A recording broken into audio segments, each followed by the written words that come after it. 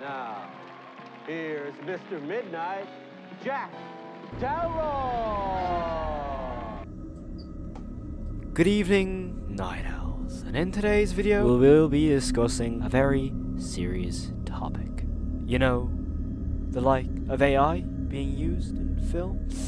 I know, not ideal for the film industry, and shouldn't be accepted whatsoever. However, we know that does not ruin a film, does it? No. And in today's video, we will be talking about Late Night with the Devil.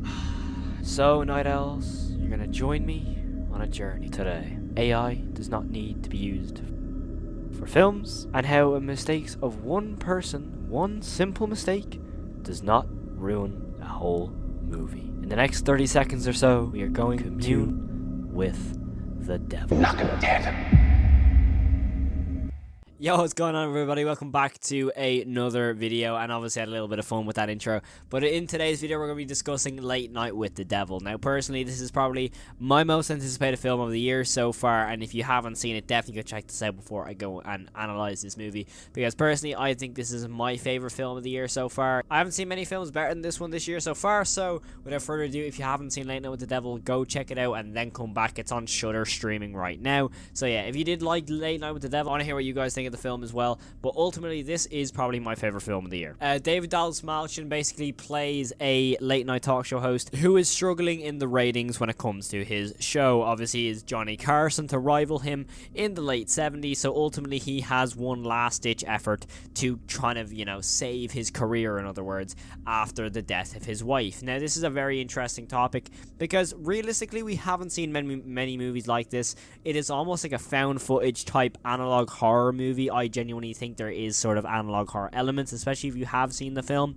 and you have watched analog horror in the past. There is elements of analog horror present in this film, and I do think that this is a really amazing turn of events when it comes to the sort of analog horror that's very present in this film. And ultimately, I absolutely love this film from start to finish because the realism in this film genuinely feels amazing. I was immersed into this universe straight away. Genuinely, I cannot think of a more immersive film I've seen in the last couple of years. I was genuinely transported into this sort of, you know, stage display, and actually like I was in the sort of set design that was being shown in this film. And ultimately, I think David Dastmalchian does an amazing job as Jack Delroy in this film.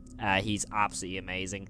It is like a really good performance. It genuinely feels like he's playing two different characters because as you can see in the film, if you have seen it, it's not only like this 70s talk show, it's also the behind the scenes footage. So you have like the sort of 4:3 ratio when it comes to the actual talk show, but as soon as it goes like behind the scenes, I have to say it's a 9:16 ratio in black and white. So it's really cool. It's like a normal you know, movie. However, towards the end it goes towards, you know, the more modern filming techniques. So it's very interesting. Jack Delroy is a very interesting character, and David Dastmalchian plays him excellently. I think it's probably one of the best performances I've seen the year so far. Personally, I think that just how Jack Delroy is and how mysterious he is as a character is a really interesting topic. Personally, I think this character has a lot more to offer when it comes to just like looking at him as a late night talk show host. He definitely is a lot more than that. He's definitely a lot more than what meets the eye. You can see he has this sort of scheme about him as well when it comes to the safety of the rest of his crew, especially towards near the end of the film. You can clearly see that in the back of his head it's like, okay, this might be a dangerous thing to do. However, it is, you know, in the run for fame and the run for ratings against Johnny Carson, which is like all that's going through his head rather than the safety of his people around him in the studio. And personally, I think that this movie really does depict the 70s in a really cool way. Like, obviously I was nowhere near alive in the 70s. My mum wasn't even alive in the 70s, so it's definitely an interesting era to jump to, because personally I haven't seen many films that were set in the 70s. It's always been sort of the 80s. It's always the 80s that have somewhat been showcased in film recently, especially with like obviously in Netflix and Stranger Things, you know, Summer of '84, which I will have a review out soon. I absolutely loved Summer of '84, But there's a lot of films out there and TV shows that just kind of depict the 80s, and jumping to the 70s was a really cool introduction to me because I haven't seen many movies set in the 70s, and the whole era and vibe that I got was a really, really cool vibe. And ultimately, the whole premise being set in the 70s is a really interesting topic to me. But also, it is a Shudder film, so if you have seen a lot of Shudder films, you do realize that they do have a sort of similar element when it comes to a demonic presence. I feel like when it comes to a lot of Shudder films, there is sort of, some demonic presence. Obviously this one being very apparent with Late Night with the Devil. But it's also in the Shudder originals of VHS, those movies. There is some demonic presence in them films as well. So I do find it quite cool how Shudder have this kind of formula that with some films they're kind of similar in a way when it comes to the demonic presence in the film. However, it actually isn't really present in this film all the way through. To me, it is definitely more of it will be really friendly, it'll be really nice and, really calm. All of a sudden, they'll jump to 0 to 100 really quick. And now another thing is this film actually is quite gory. I do think there is some really disturbing imagery in here.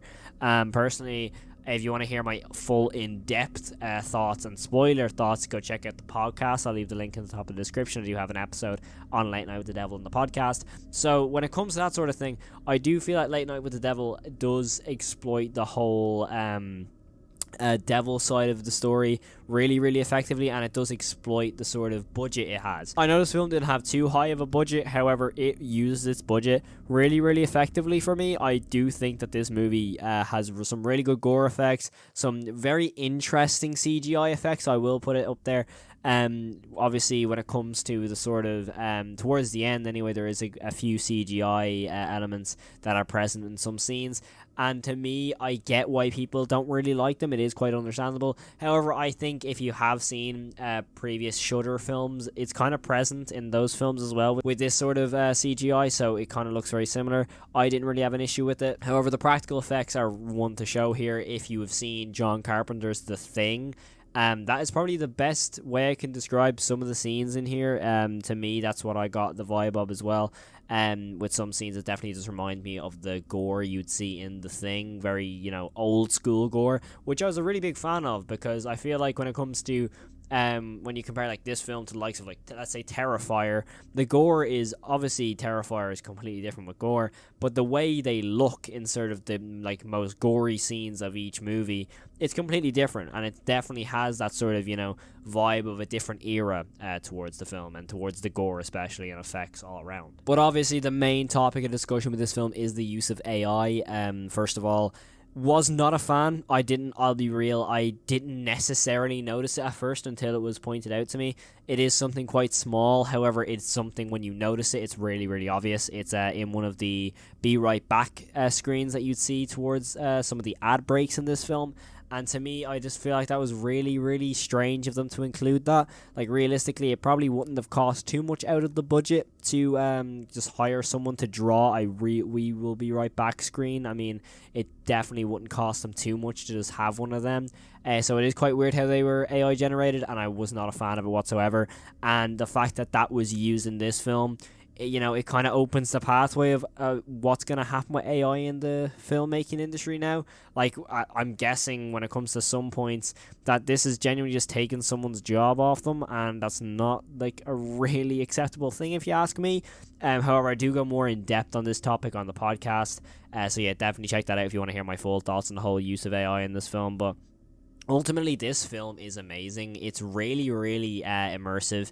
It actually can be quite disturbing as well. If you're sort of sensitive to the whole cult type topics in films, I think that this film will kind of disturb you in some way. But ultimately, this is by far my favorite horror film of the year so far. I'm still yet to see The First Omen. I've seen Immaculate now, and I'll be real, Immaculate was kind of okay. I didn't really find it too amazing. I'll probably have an episode of the podcast on Immaculate, or I'll have a video out. You can decide if you want to see a video on Immaculate. Do let me know. But ultimately, I want to hear your thoughts on what you thought of Late Night with the Devil. I did think this movie was absolutely amazing, and other than the whole use of AI, I actually think this movie is is a masterpiece. The way it's shot, the way it's edited, the way it's filmed, everything is really, really cool, and the whole technique of how to get the vibe of, you know, Jack Delroy as a character was really, really well done by David Dastmalchian. I think he should definitely get some recognition for this role, and I really want to see him in other horror films, because obviously we saw him in this, in The Boogeyman. They're the two I only really know him from, other than the likes of, you know, Suicide Squad that we saw him in, play Polka Dot Man. However,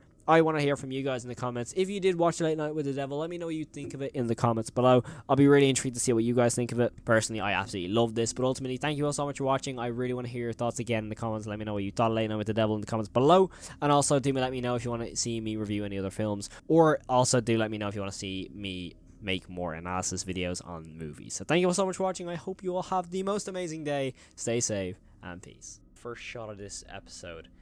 Tammy picks this house. Oh, what about that one? Now, if you ask me, that is the, you know, worst house you can pick. It has wallpaper on the outside.